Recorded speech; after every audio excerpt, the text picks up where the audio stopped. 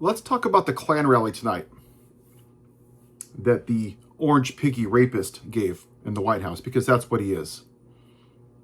We're deporting criminals, restoring safety to our most dangerous cities. Well, you're a convicted felon and adjudicated rapist and tax fraud. So maybe we should deport you back to England, where you came from. Maybe we should deport your wife back to whatever country that she came from. But not that's different, right? Because you're white. Got it. We did it all by ourselves with our people. We're so proud of it because they're poisoning and destroying our population.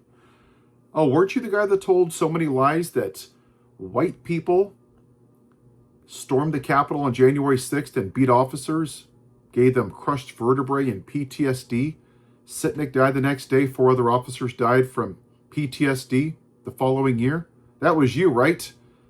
You can shove your law and order. Drugs brought in by ocean and sea are now down by 94%.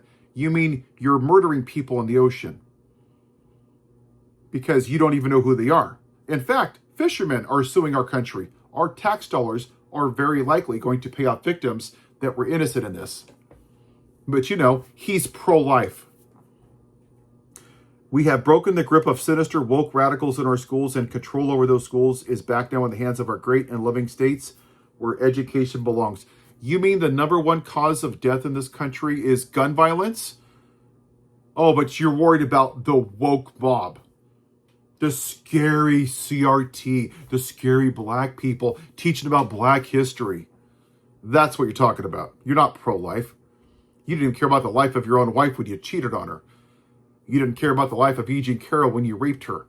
You didn't care about the life of 13-year-old Katie Johnson when you and Jeffrey Epstein did horrible things to her on Epstein Island. You don't give a crap about the lives of children. In fact, you even looked at them naked when they were 15 in teenage girl locker rooms. But you know, praise Jesus. Look at Minnesota, where Somalians have taken over the economics of the state and have stolen billions and billions of dollars from Minnesota and indeed from the United States.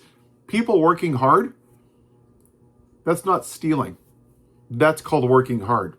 You know what stealing is? Lying to cancer charities and stealing for them, which is why you can't have a cancer charity.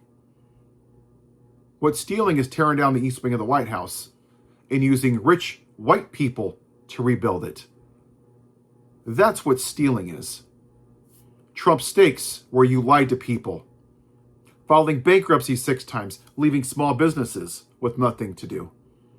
But see, this last statement is really why this was a Klan rally. Somalians have taken over the economics of the state. The great white replacement theory. That's what this comes down to. On my Instagram page, I get this all the time. You're selling out the white race. Why are you supporting the whites being a minority? Paul, you're profiting off of talking about equality. Don't you know what it's going to do to our country? It's going to make our country great. And our country has never been great except for white people. That's what this dumpster fire is. He's morally bankrupt. He's a white supremacist. He's essentially the grand wizard of the MAGA movement. He's told people in this country that were racists to take off the white hoods and put on the red hats. This is the modern day lost cause. If we have history books in 10 years, that's what historians are going to say. We did not punish the Confederacy for what they did. And they created the lost cause where they lied to themselves and said it was about states' rights instead of about slavery. This guy can do nothing. Rape, felonies, pedophile, lying, looking at teenage girls, asking for the execution of 5 black men in New York City, not writing to black people, having dinner with Nick Fuentes in his house, a white supremacist. January 6th, dead officers, calling women piggy, bleeding out of the whatever, grabbing them by the PUSSY. There's no bottom. Because it's not about morality. They want to be on the white side of history. They are scared to death of a white minority country. And this orange pig in the White House is their Hail Mary. They're holding on to the rails as tightly as we can. If you go look at the polls for the Jasmine Crockett and the James Tallarico, I like both of them, in Texas, go look at that. The demographic is white people and Latino men are the two majorities that are voting for James Tallarico. Every other demographic is voting for Jasmine Crockett. Trump and Harris, the main demographic that didn't vote for Harris were white people. They voted for the adjudicated rapist. Zohran Mamdani, the only demographic that didn't vote for him in a majority, were white people.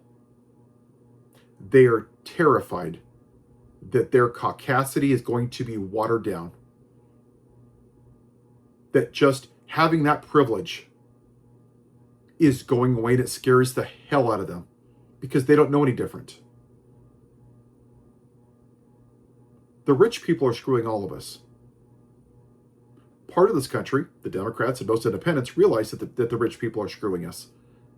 That they're taking all the wealth and we're all fighting over breadcrumbs.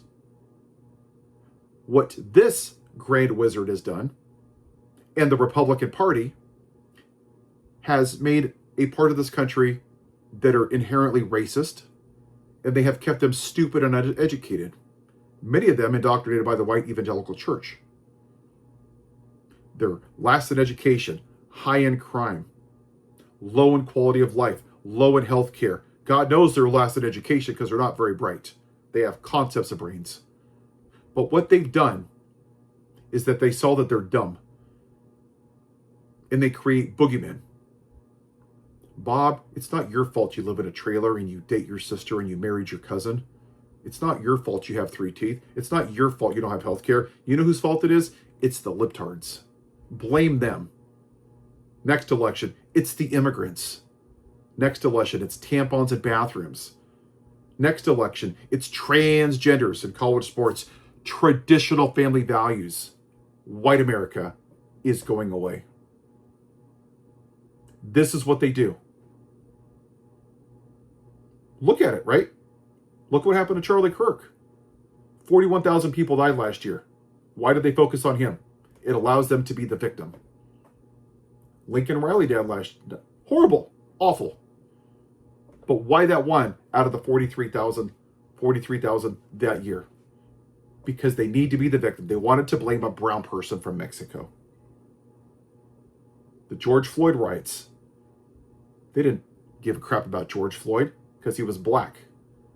What did they focus on? The 7% of protests that didn't go right. They didn't give a damn about the 93% because it allows them to be the victim. You have influencers like Riley Gaines, who finished 6th place instead of 5th. Her entire platform is being the white victim. It's not fair that I finished 6th, not 5th, because you weren't good enough. But she tapped into this white victimhood, and that's what he's doing. He's blaming everybody except for the rich people that are screwing us. And it works. That's why it was a Klan rally tonight.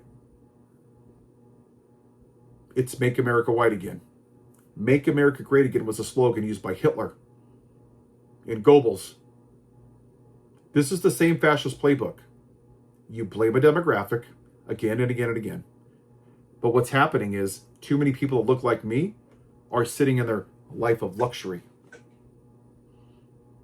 First they came for the union workers, but I wasn't a union worker. Then they came for the socialists, but I wasn't a socialist. Then they came for the Jews, but I wasn't a Jew. Then they came for me. First they came for the black people, but I wasn't black. Then they came for the immigrants, but I wasn't an immigrant. And then they came for me.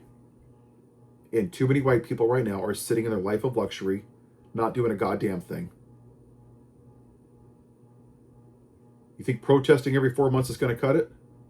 That's cute. You feel good? How many of you haven't talked to your friends or family because you're worried about Thanksgiving dinner being weird or Christmas dinner? That's right. That's privilege. How many of you didn't spend on Black Friday? Not enough of you. How do you want to go on a general strike? Not enough of you. Post it on social media? No. That's privilege. You have the privilege of sitting down and being quiet and saying not a damn thing. That is privilege. You're not worried about being racially profiled or being zip tied or dragged through the snow from ice. And because it's not happening to you, you just turn away. And you're hoping that the darkness won't come over your door. And that's a damn shame. I'm not going to be that person. I'm not going to sit by and claim that I love my neighbor as thyself while I sit by and watch people get mistreated. And it's about time that people that look like me get off their asses and get out of your life of privilege and stand up for what's right in this country. This is a fascist and a white supremacist. This is the lost cause that we never dealt with, and it's about damn time. And if we have to burn Rome to the ground, to the studs to do it, if you have to lose your job, if you have to lose your car and your house, then so be it. If that's what has to happen for this country to wake up and acknowledge and admit what this country is, that it was never about the price of eggs, it was about white supremacy and fear of a white majority going away. Have a good day.